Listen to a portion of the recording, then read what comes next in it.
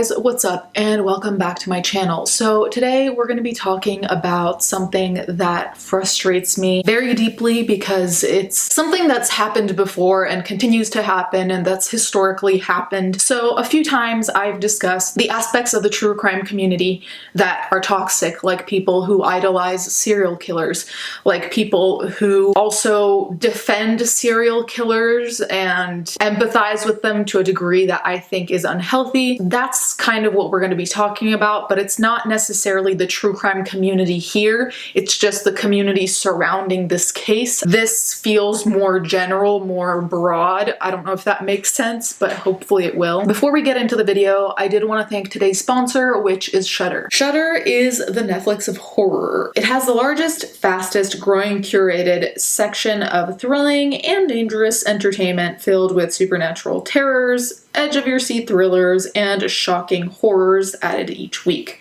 You can stream all of the above for $5.99 a month or $56.99 a year, and on all of your favorite devices such as Amazon Fire TV, Roku, Xbox One, iOS, and Android. To try Shudder for free for 30 days, go to shudder.com and use promo code READYTOGLARE. They're always releasing new content, and this month is slasher and comedy, like Vicious Fun, a movie where a horror critic stumbles into a support group for serial killers, featuring Anchorman's David Koechner and Julian Richings from Anything for Jackson. One movie I suggest from Shudder that is awesome is The Pale Doctor, which touches on witchcraft and ghost towns, two of my favorite things. Get started streaming the best horror, thriller, and supernatural content.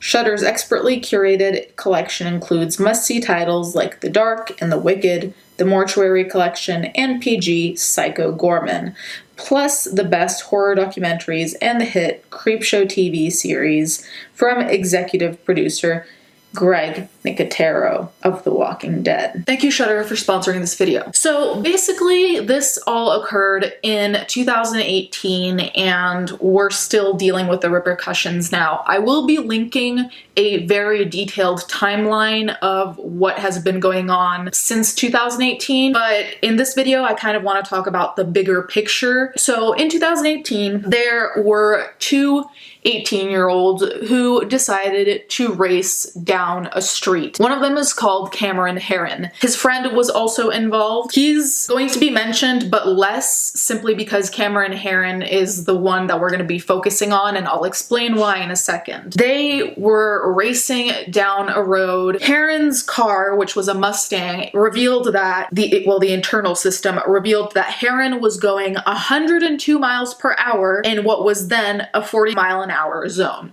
So this wasn't just a tiny bit of speeding, this was going faster than you go on the freeway. What ended up happening is that Cameron Herrin hit a mother with her baby child. The mother's name was Jessica Robineau and her daughter was Lilia. They both unfortunately passed. The reason that this is being brought up again is that sentencing has recently occurred. Herrin has been sentenced to 24 years for killing Jessica and her daughter. Robineau was sentenced to 6 years, followed by 15 years of probation. But again, that's not even what we're here to discuss. What we're here to discuss is the fact that there is now this kind of campaign online to get justice for Cameron Herrin. And the reason I brought up the toxic side of the true crime community is that apparently there are TikTok stars and people generally, if you look up hashtag Cameron Herrin on Twitter or Justice for Cameron Herrin,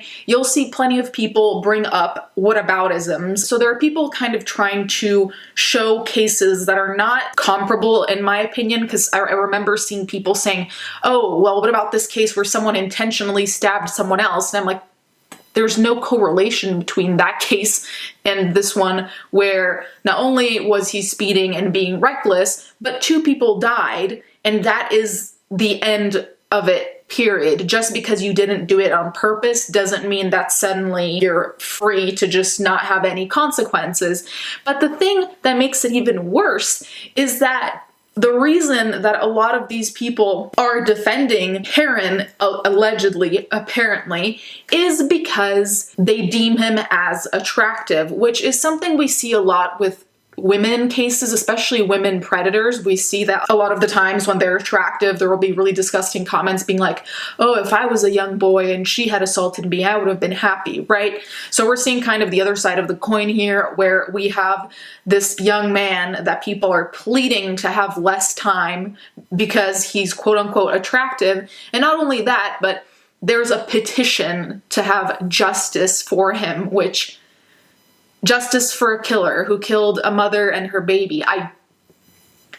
That's not justice to me. I don't understand how people are getting to that conclusion. Now, there is a petition, and the petition kind of encapsulates the types of people I'm talking about, because there are people who are critical, and being critical is fine. That's entirely normal, and I think healthy to be critical to an extent.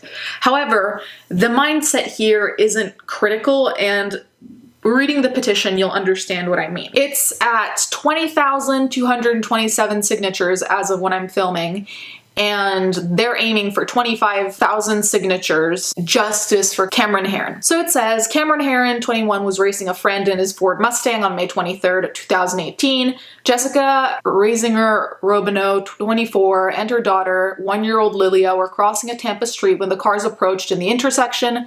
Herrin's friend swerved out of the way, but Herrin swerved into Jessica and Lilia, resulting in both their deaths. Herrin's friend, John Barano, received a 6-year prison sentence for his role.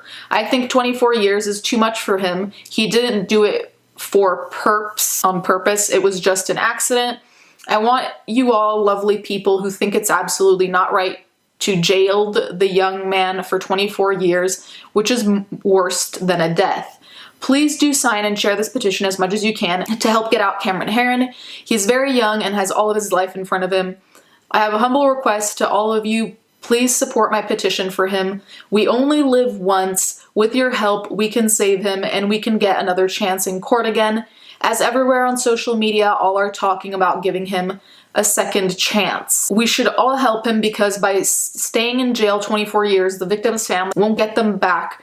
But definitely this young boy lost everything, already been in jail. This sounds like it was written by a young person based on the reasoning. It would make sense that young people might find him attractive and therefore find reasons to excuse what he did. But at the end of the day, even here, it's kind of explained that Barano swerved out of the way and did not hit Jessica and Lilia. Having exactly identical sentences wouldn't even make sense there. They were both reckless and they were both endangering the public, that's for sure, but one of them had severely different consequences. So if you browse TikTok and just look up Cameron Herrin, there are a slew of videos either making tasteless jokes, people continuing to defend Cameron Herrin, people making fan cams. It's just, that's why it reminds me of the toxic side of the true crime community.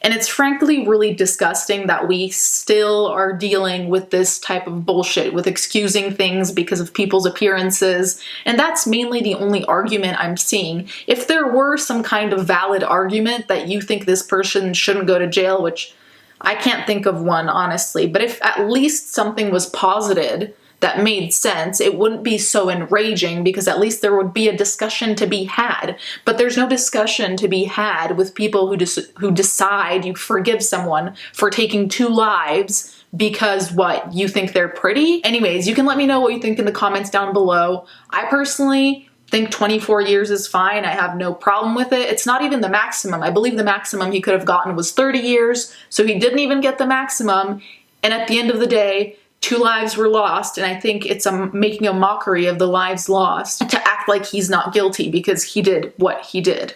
Anyways, let me know what you think in the comments down below. Thank you guys so much for watching. Thank you to my patrons as always, and I'll catch you guys next time.